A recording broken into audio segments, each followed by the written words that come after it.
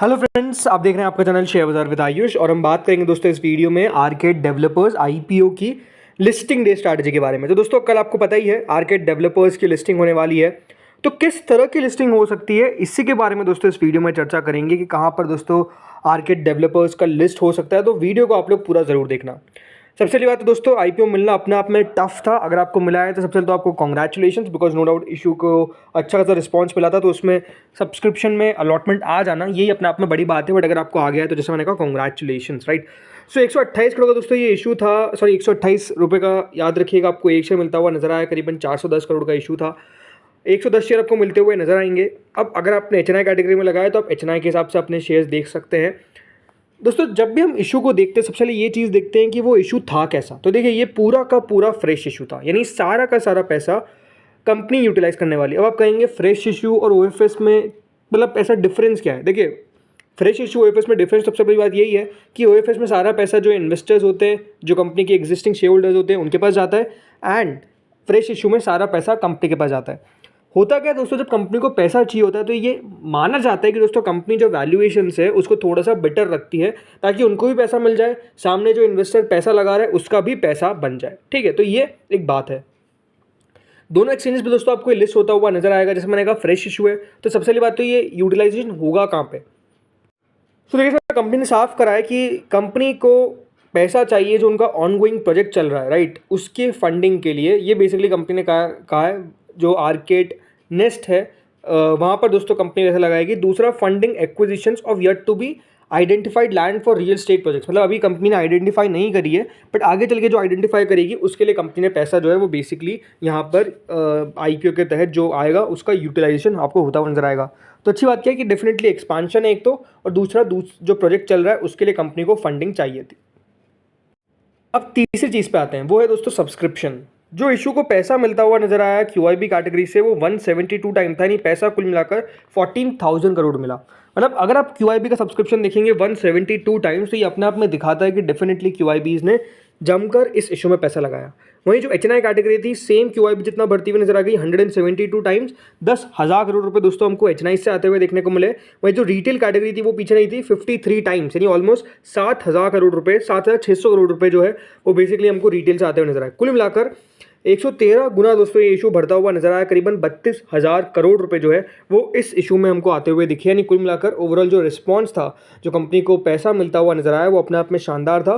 तो सब्सक्रिप्शन वाला बॉक्स भी दोस्तों कंपनी टिक करती है, बिकॉज कंपनी को ओवरवेलमिंग रिस्पॉन्स मिलता हुआ नजर आया। भली वो क्यूआईबी हो, भली वो एचएनआई हो, भली वो रिटेल हो, तीनों कैटेगरी में जमकर पैसा लगाया। खासकर क्यूआईबीज ने तो 172 टाइम्स भर दिया। देखिए सब्सक्रिप्शन ज़्यादा आता है तो उससे मतलब क्या है, सिंपल सी बात है कि दोस्तों इसका मतलब ये है कि हो सकता है कि आपको क्यूआईबीज की तरफ से फॉलो अप बाइंग आती हुई नजर आए आफ्टर लिस्टिंग, राइट। तो लिस्टिंग पर भी हो सकता है कि बाइंग हो जाए और लिस्टिंग के बाद भी हो सकता है कि बाइंग हो जाए। ये एक एक्सपेक्टेशन रहती है जब दोस्तों इशू को अच्छा रिस्पॉन्स मिलता है। अब आते हैं अगली चीज़ पे जो है दोस्तों वैल्यूएशंस। तो देखिए जो कंपनी का रेवेन्यू है वो लगातार बढ़ता हुआ नजर आया, बल्कि इस बार तो इस तरीके से रेवेन्यू बढ़ गया कि कंपनी का रेवेन्यू सीधा 224 करोड़ से 635 करोड़ बढ़ गया, राइट। तो जब एक सडन जंप इतना आता हुआ नजर आता है तो वो डेफिनेटली आईब्रोज भी रेज करता है कि क्या कंपनी ने आईपीओ से पहले बहुत अच्छी फाइनेंशियल दिखा दी है। ये भी अपने आप में क्वेश्चन बन सकता है।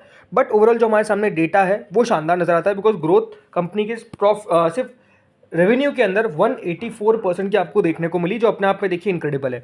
वहीं प्रॉफिटेबिलिटी भी दोस्तों सेम है। कंपनी की बढ़ती हुई नजर आई, 50 करोड़ था, उसके बाद 50 करोड़ ही था अगले साल, लेकिन अब सीधा 122 करोड़, यानी यहाँ पर भी 142% का जंप, जो अपने आप में शानदार दिखता है। इसीलिए जो कंपनी के ये परफॉर्मेंस इंडिकेटर्स है, जो रिटर्न रेशियोज है, वो दिखता है दोस्तों, जिसमें return on equity 46%, return on capital employed 47%, बल्कि ये भी 47% ही है, राइट। कंपनी का डेट टू इक्विटी 0.21 बहुत ज़्यादा कम है, मार्जिन्स 20% ऑलमोस्ट बहुत शानदार है। तो जो वैल्यूएशन पे कंपनी अपना आईपीओ लेकर आई पोस्ट आईपीओ वो 19.35 का था। अगर मैं यहाँ पे दूसरी कंपनीज को देखता हूँ लाइक कीस्टोन रियल्टर्स, जो इसकी लिस्टेड पीयर है, 75 की पी पर ट्रेड कर रही है। गोदरेज प्रॉपर्टीज 111 की पी पर ट्रेड कर रही है। मिक्रोटेक डेवलपर्स 78 की पी पर ट्रेड कर रही है। And Suraj estate developers trade कर रहा है at a P of almost 41। क्या समझ आया इससे ये समझ आता है कि वैल्यूएशंस बहुत ज़्यादा चीप नज़र आती है जब कंपनी अपना आईपीओ लेकर आई है। जो इसके लिस्टेड पीयर है कोई भी 40 से नीचे ट्रेड नहीं कर रहा है। हर कंपनी को हम एप्पल टू एप्पल तो कंपेयर नहीं कर सकते, बिकॉज देखिए कुछ कंपनीज काफ़ी बड़ी है, right, like Godrej properties, Macrotech developers, ये बहुत बड़ी कंपनीज है। बट द थिंग इज़ कि दोस्तों कंपनीज़ को, रियल स्टेट कंपनीज़ को स्पेसिफिकली वैल्यूएशंस मिलते हैं, मार्केट वैल्यूएशन देना जानता है, ये एक बात क्लियर है जो साफ नज़र आती है। तो वैल्यूएशन बेसिस पे भी कंपनी कैसी लगती है, डेफिनेटली बढ़िया लगती है, ये एक बात साफ नज़र आई, ठीक है। अब आ जाते हैं ग्रे मार्केट पे। तो देखिए जो ग्रे मार्केट है वो करेंटली 50% के आसपास चल रही है, 63 रुपीज़ के आसपास, ऑलमोस्ट 50% का लिस्टिंग गेन जो है वो बेसिकली बताया जा रहा है। सो अब कहाँ पर लिस्टिंग हो सकती है, चलिए इसके ऊपर बात करते हैं। सो देखिए एक बात साफ है, राइट, 128 का इसका प्राइस बैंड है, 110 का इसका आपको 110 शेयर मिलते हुए नजर आएंगे, 63 का ग्रे मार्केट है, 191 के आसपास लिस्टिंग एस्टिमेट बताया जा रहा है। But what I feel is कि देखिए कंपनी ने वैल्यू छोड़ी है। ऐसा नहीं है कि दोस्तों कंपनी बहुत ओवरली प्राइस लेकर आ गई, बहुत ज़्यादा कंपनी ने यहाँ पर जो जगह है वो नहीं रखी इन्वेस्टर्स के लिए और अपने बारे में सोचा, ऐसा नहीं लगता है, राइट। रीज़न सिंपल सी बात है दोस्तों, एक तो रियल एस्टेट कंपनी तो जैसे मैंने कहा वैल्यूएशंस मिलते हैं, राइट, क्योंकि आप देखिए 40 से पी की कोई नीचे कंपनी ने देख रहा है, right, like Suraj estate developers, Macrotech, Godrej, right, Godrej चलिए छोड़ देते हैं, मैक्रोटेक को भी छोड़ देते हैं, बट सूरज स्टेट, राइट। सो ये दिखाता क्या कि डेफिनेटली वैल्यूएशन तो है, वैल्यूएशन तो दिखती है, but what I feel is कि डेफिनेटली देखिए बहुत सारी चीज़ें जो मार्केट देखता है, मेरे हिसाब से दोस्तों कल लिस्ट होता हुआ नजर आएगा कल 195 से लगाकर 210 रुपये के बीच में। क्यों 195 से 210 के बीच में, रीज़न सिंपल है, मेरे हिसाब से दोस्तों वैल्यू दिखती है, इसलिए कम से कम यहाँ से 50% ऊपर लिस्टिंग होनी चाहिए, राइट। 210 तक हो सकता है कि ये लिस्ट हो जाए, अपर लिमिट है, पर 210 के ऊपर भी अगर लिस्ट हो जाता है तो बहुत हैरानी वाली बात नहीं होगी।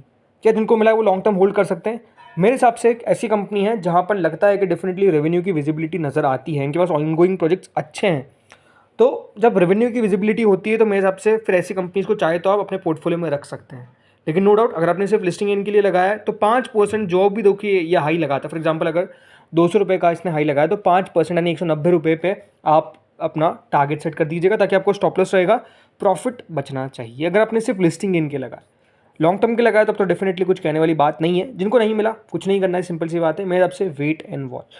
मतलब मैं हमेशा मानता हूँ कि देखिए कोई भी रीसेंट लिस्टेड कंपनी के अंदर ज़्यादा तेज़ी या बाइंग करने का हमें ज़्यादा विचार नहीं करना चाहिए, बिकॉज आई थिंक थोड़ा सा वेट एंड वॉच करना चाहिए, बिकॉज स्टॉक थोड़ा सा ज़्यादा हीट रहता है, राइट, उसमें ज़्यादा आपको देखिए तेज़ी गिरावट दोनों देखने को मिलती है। तो कभी कभार देखिए फ़ायदा भी जाता है, बट कभी कभार पासा उल्टा भी पड़ जाता है, तो वो दोनों चीज़ें हैं, इसलिए मेरे हिसाब से थोड़ा सा सतर्क रहना चाहिए स्पेसिफिकली। बट नो डाउट ये कंपनी मेरे हिसाब से लॉन्ग टर्म अपने पोर्टफोलियो में रखने लायक है, only with respect to valuations. मतलब मुझे वैल्यूएशंस बहुत रीजनेबल लगी, जिस वैल्यूएशन पे कंपनी अपना आईपीओ लेकर आई, अट्रैक्टिवली प्राइस्ड है, सो आई थिंक हाँ वैल्यू बन सकती है। तो फ्रेंड्स इस वीडियो में इतना ही था, होपफुली वीडियो आपको अच्छा लगा होगा, अगर लगा तो लाइक कर देना, चैनल से पहली बार वीडियो सब्सक्राइब कर देना। Thank you friends for watching this video.